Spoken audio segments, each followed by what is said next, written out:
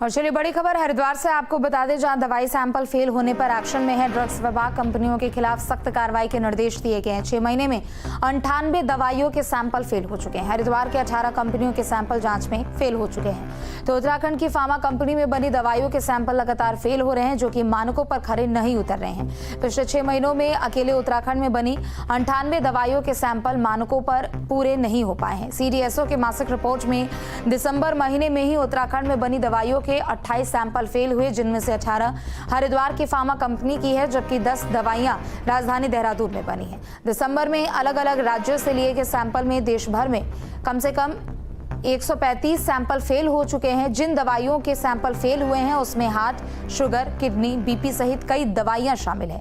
वहीं अब ड्रग्स विभाग ने ऐसी कंपनियों के खिलाफ सख्त कार्रवाई के निर्देश जारी किए हैं।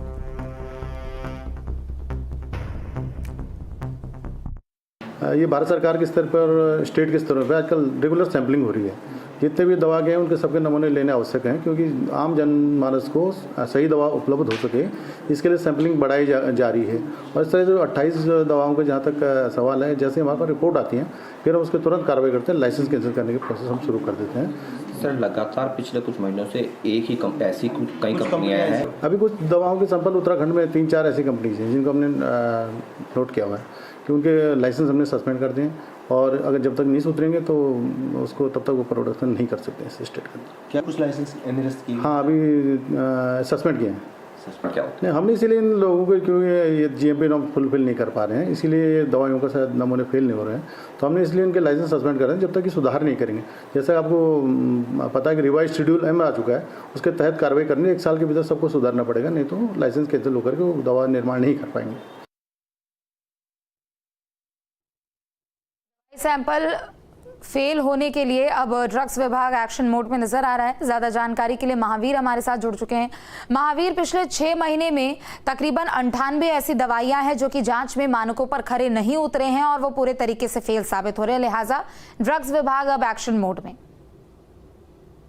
देखिए, जाहिर सी बात है कि जिस तरह से ड्रग्स विभाग एक्शन मोड में है, क्योंकि हो भी क्यों ना लगातार जिस तरह से हरिद्वार, देहरादून, हम कहें कि उत्तराखंड में जो फार्मा कंपनी है उनके द्वारा जो मैन्युफैक्चर्ड दवाइयां हैं उनके जो टेस्टिंग हो रही है अलग अलग राज्यों में जहां वो सप्लाई होती है, CDSO इसको इस टेस्टिंग को करता है सैंपल लेकर, और उसके बाद ये दवाइयां मानकों पर खरी नहीं उतर रही है। तो कहीं ना कहीं एक बड़ा जो खतरा है, जो खतरा है वो आम जनमानस को है। तो इस पर आगे यहाँ पर उत्तराखंड का जो ड्रग्स विभाग है वो कार्रवाई करने की तैयारी कर रहा है। और लगातार जिस तरह से देखने में आ रहा है कि CDSO की जो मासिक रिपोर्ट है उसमें कई कंपनियां ऐसी हैं जिनके लगातार दवाइयों के सैंपल फेल हो रहे हैं। तो उन कंपनियों को चिन्हित कर उनका प्रोडक्शन रोकने की तैयारी यहाँ पर विभाग कर रहा है, जिसके साथ साथ कुछ उन कंपनियों को चिन्हित किया जा रहा है और उनके खिलाफ कार्रवाई की भी तैयारी यहाँ पर कर रहा है। लेकिन सबसे बड़ी बात यह है कि आखिर इन कंपनियों पर कार्रवाई कब तक होगी, क्योंकि 6 महीने से लगातार इन कंपनियों के जो सैंपल्स हैं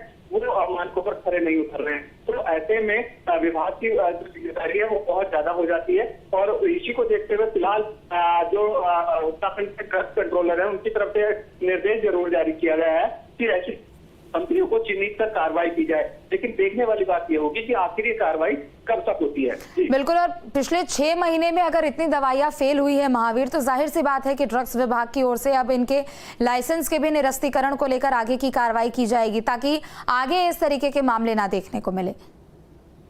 बिल्कुल, जाहिर सी बात है, क्योंकि जिस तरह से लगातार अगर कुछ कंपनियां, क्योंकि जिस तरह से पूरा जो CDSO की रिपोर्ट आती है जिसमें ड्रग्स अलर्ट जारी किया जाता है और उसमें लगातार उन कंपनियों के दवाइयों के सैंपल फेल होना तो इस बात की ओर इशारा करता है कि कहीं ना कहीं वो कंपनियां जो विभाग के द्वारा जारी मानक है उनको फॉलो नहीं कर रहे हैं, और इसी के चलते लापरवाही वहां पर बरती जा रही है, जिसके चलते ये इस तरह के सैंपल फेल मानकों पर खरे नहीं उतर रहे हैं। तो ऐसी कंपनियों को चिन्हित करने के बाद विभाग उनके लाइसेंस के निरस्तीकरण की कार्रवाई करने की तैयारी कर रहा है। लेकिन फिर वही एक सवाल उठता है कि आखिर जब 6 महीने से लगातार उन कंपनियों के नाम इस सूची में आ रहे हैं तो अब तक कार्रवाई नहीं हुई, तो आगे क्या कार्रवाई हो पाएगी या नहीं हो पाएगी, यही एक सबसे बड़ा सवाल अभी भी बना हुआ है। बिल्कुल, चूंकि देखिए अधिकतर दवाइयां या तो हार्ट पेशेंट्स के लिए है या फिर शुगर की है या फिर बीपी की है, तो लिहाजा अगर मानक पे ये खरे नहीं उतर रहे हैं तो कमी कहां पर आ रही है? क्या उनके मैन्युफैक्चरिंग को लेकर कमी आ रही है, या फिर जिन एक तरीके से हम कहें कि जिन तत्वों का इस्तेमाल करके इन दवाइयों को बनाया जाता है, क्या वहां पर किसी भी तरीके की यहाँ पर कमी देखने को मिली है? देखिए, अगर इनकी बात की जाए, क्योंकि हमारी कई कंपनियों पे जो कंपनियों में बात हुई है, तो उनका कहना यही है कि जिस तरह से ये सैंपल लिए जाते हैं दूसरे राज्यों में, जब सैंपल लिए जाते हैं तो उनकी जो कंडीशन होती है, क्योंकि सीजीएसओ का जो प्रक्रिया है, सीजीएसओ की प्रक्रिया है, रैंडमली किसी भी स्टेट से या कहीं से भी सैंपल लेकर उसकी चेकिंग की जाती है। लेकिन यहाँ पर जो कंपनियों का दावा ये है कि जिस तरह से हम यहाँ पे दवाई बनाकर देते हैं तो उसकी पहले टेस्टिंग होती है, टेस्टिंग में वो पास होते हैं, लेकिन जब वो वहां पहुंचती है तो उसके बाद उसकी कंडीशन क्या होती है, तो ये एक बड़ा पॉइंट जरूर हो सकता है। लेकिन बावजूद इसके कि ऐसा नहीं है कि केवल यही कंपनियां बना रही है, और भी कंपनियां बना रही है तो उसके सैंपल फेल नहीं हो रहे हैं, तो ये एक बड़ी बहस का मुद्दा हो सकता है। लेकिन फिलहाल जो सबसे बड़ी नजर यही है कि विभाग इस तरह की कंपनियों पर किस तरह की कार्रवाई कर सकता है या फिर कर सकता है। ठीक है, बहुत शुक्रिया आपका जानकारियों के लिए।